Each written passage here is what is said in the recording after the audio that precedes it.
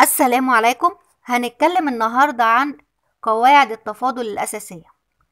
خلينا نبدأ بأول قاعدة ونقول لو أنا عندي ال f في x بيساوي ثابت المشتقة بتاعته بصفر، يعني المشتقة للثابت بصفر. خلينا نشوف المثال اللي تحته. يعني لو أنا عندي f x بيساوي 5 المشتقة بتاعته هتبقى صفر. طيب خلينا نشوف مثال اللي بعد كده. لو أنا عندي f(x) بيساوي -30، ده برضو عندي ثابت المشتقة بتاعته بصفر. تعالوا نشوف القاعدة التانية. لو أنا عندي f(x) بيساوي ax، يعني ثابت ولكن وراه x، في الحالة دي المشتقة بتاعته تكون الثابت. ناخد المثال اللي جاي. لو أنا عندي 6x المشتقة بتاعتها هي 6. لو أنا عندي -7x المشتقة بتاعتها -7. تعالوا نشوف القاعدة اللي بعد كده. طيب لو أنا عندي x أس n، يعني x أس 4 x أس 2، في الحالة دي المشتقة بتاعتها تبقى إيه؟ هنزل الأس بتاعي زي ما هو قدام الإكس واطرح من الأس 1. خلينا نشوف المثال اللي كده. لو أنا عندي x أس 4 هتساوي المشتقة بتاعتها، هنزل الأس زي ما قلنا، يبقى تنزل الأربعة قبل الإكس ويبقى عندي 4 ناقص 1 يعني 3، يبقى هتساوي 4x تكعيب. طب لو أنا عندي 2x تكعيب المشتقة بتاعتها تبقى إيه؟ في الحالة دي زي ما قلنا هننزل الأس، ولكن في عندي 2 هيتضرب فيه، يبقى 3 في 2 ب6، وإكس أس 3 هطرح منه 1 أصبح إكس تربيع، يبقى الناتج النهائي عندي المشتقة هيكون 6x تربيع. طيب لو أنا عندي 5x -3 المشتقة بتاعتي بكام؟ أيوة بالظبط زي ما قلته كده، هيبقى -15x أس -4. طيب دلوقتي هنتكلم عن تفاضل ضرب دالتين. لو أنا عندي دالتين مضروبين في بعض أفاضلهم إزاي؟ في الحالة دي هيبقى مشتقة الدالة الأولانية في التانية زائد مشتقة التانية في الأولانية. إزاي؟ خلينا نشوف المثال ده. يعني لو أنا عندي مثلا 3x تربيع زائد 2x في 2x أس -2 زائد 3، هبتدي إن أنا أقول المشتقة، هنزل الأولى زي ما هي أشتق التانية، يبقى الأولى زي ما أنا كاتباها لكم تحت كده، الأولى في تفاضل التانية زائد التانية في تفاضل الأولى. طيب خلينا نشوفها كده. يعني هتكون إيه؟ هتكون مشتقة التانية هتبقى -4x أس -3 زائد، هننزل التانية زي ما هي ونشتق الأولى، 2 في 3 ب6، 6x زائد مشتقة 2x بكام؟ ب2. خلينا نشوف المثال اللي بعده. لو أنا عندي برضو -5x تكعيب زائد 4x تربيع في 3x أس -2 زائد 7x، زي ما قلنا الأولى في تفاضل التانية زائد التانية في تفاضل الأولى، يعني هنزل الأولى زي ما هي وفاضل التانية هتبقى -6x أس -3 زائد 7، ونزل التانية زي ما هي وفاضل الأولى هتبقى -15x تربيع زائد 8x. لو أنا عندي كسر زي الكسر اللي قدامنا ده، x تكعيب زائد 2x أس -2 على 3x تربيع زائد 2x، هنشتقه ازاي؟ ننزل المقام زي ما هو تربيع، نربع المقام، ومشتقة البسط في المقام زي ما هو ناقص مشتقة المقام في البسط. طيب خلينا نحل المثال ده. في الحالة دي مشتقة البسط هيبقى 3x تربيع زائد 2x في المقام زي ما قلنا زي ما هو، ناقص مشتقة المقام هتبقى 6x زائد 2 في البسط زي ما هو. والمثال اللي بعده نفس الفكرة بالظبط. بعد كده خلينا نتكلم على اشتقاق الدوال المثلثية. كل ما فيها لازم ان انت تحفظ المشتقة بتاعتها بالظبط. يعني ساين اكس بتساوي كوزاين اكس، كوزاين اكس بتساوي سالب ساين اكس، تان اكس بتساوي سك تربيع اكس، وهكذا. هحط لكم تحت الفيديو المشتقات دي. تعالوا ناخد امثلة على الدوال المثلثية. لو انا عندي ساين 3 اكس هشتقها ازاي؟ بصوا بقى، في الحالة دي احنا قلنا ان الكوزاين بساين، وهنشتق الدالة.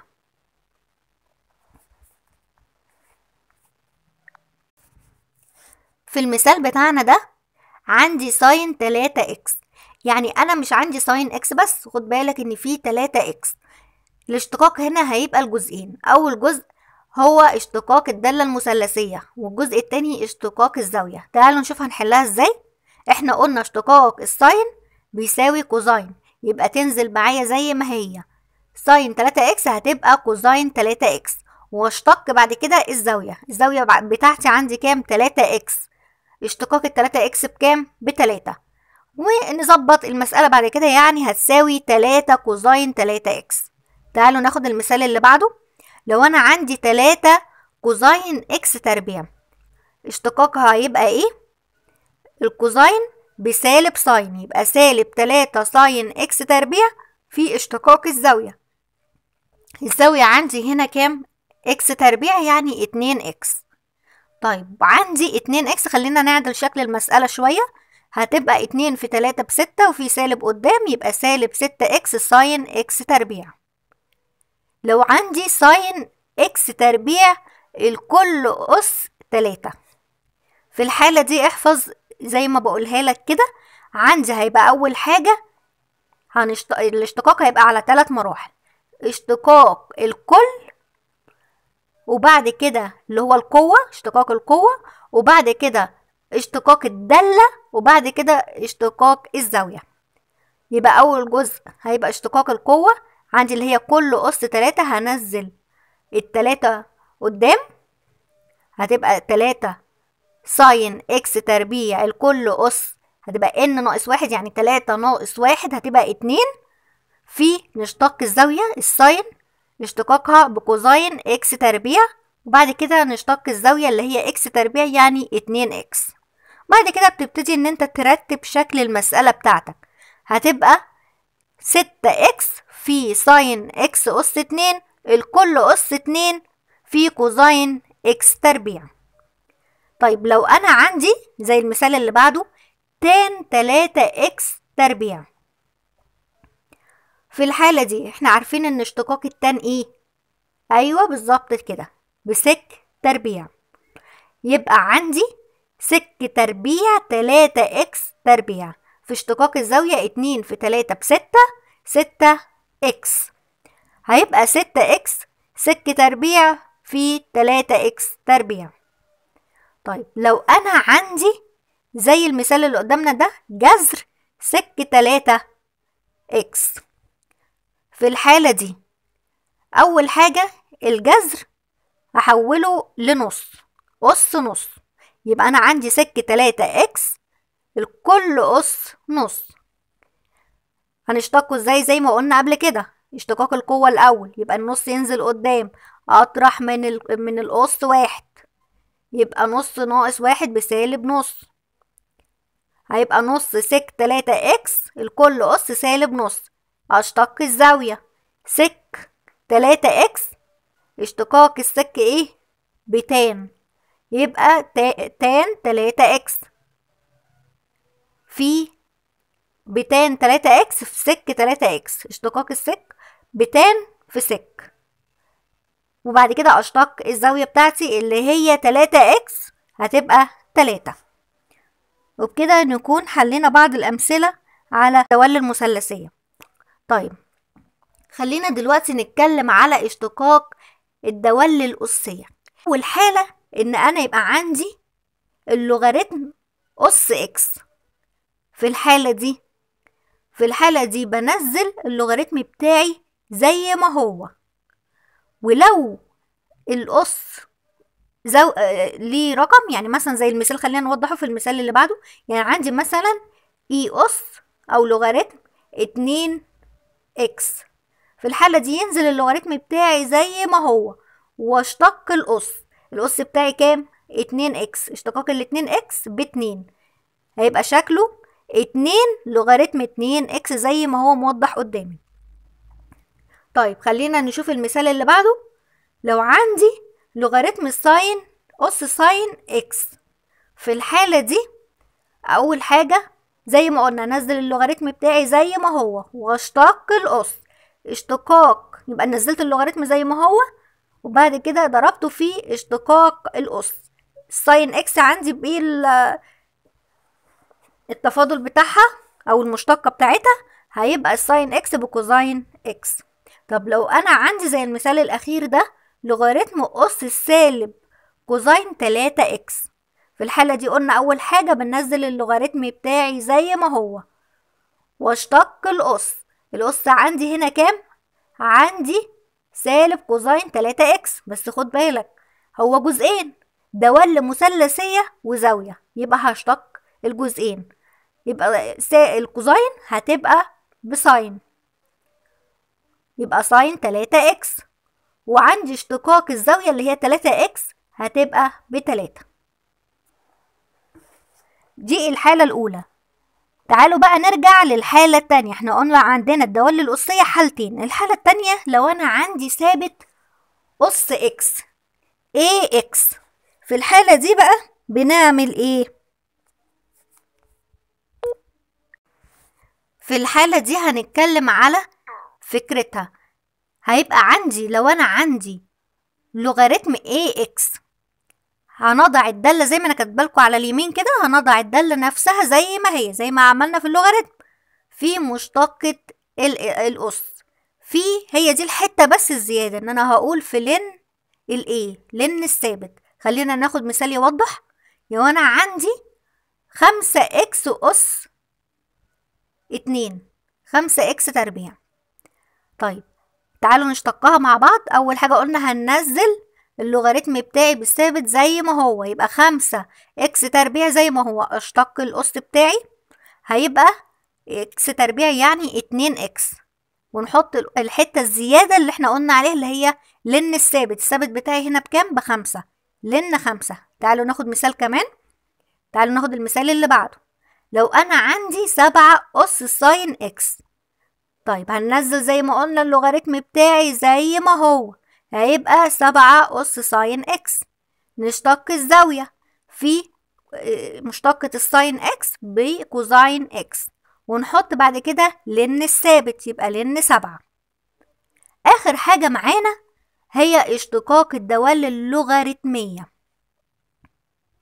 طيب لو أنا عندي لن إكس، احفظ بقى معايا القاعدة دي زي ما أنا كاتباها لك على اليمين كده. مشتقة المقام والكسر بتاعي يبقى ما بعد اللن. يعني لو أنا عندي لن إكس، تعالوا نحلها بالراحة مع بعض واحنا بنطبق القاعدة. فهنقول ما بعد اللن ده هيتحط في المقام، يبقى ما بعد اللن عندي إكس، يبقى في المقام حطينا الإكس. في البسط مشتقة المقام الإكس اشتقاقها بكام؟ ب1، يبقى لن إكس معايا 1 على إكس. يبقى القاعدة بتقول ما بعد اللن في المقام على مشتقة المقام في البسط. طيب تعالوا ناخد المثال اللي بعده يوضح لنا أكتر. لو أنا عندي لن ساين إكس، قلنا ما بعد اللن في المقام يبقى ساين إكس في المقام، مشتقة المقام في البسط، يبقى في البسط عندي هحط ايه؟ مشتقة الساين بكوزاين إكس، يبقى الاشتقاق بتاعي هنا كوزاين إكس على ساين إكس. طيب دلوقتي خلينا نقول بعض الخواص المفروض نبقى فاهمينها وعارفينها للوغاريتمات. لو أنا عندي اللن بس في A في B، نقدر نفكها ونقول لن A زائد لن B. دي خاصية من الخواص اللي نقدر نستخدمها، إن أنا أفصل وأجمع. طب لو أنا عندي كسر، في حالة الكسر لو أنا عندي لن A على B، أقول بيساوي لن A ناقص لن B. طيب لو أنا عندي لن X أس N، يعني ليها أس، في الحالة دي هنقل الأس قبل اللن، يبقى الN لن X. دي كده الثلاث خواص اللي أقدر استخدمهم في اللوغاريتمات. وبكده نبقى اتكلمنا عن الخواص بتاعة اللوغاريتمات. يبقى في الحالة دي احنا خلصنا التفاضل بتاعنا.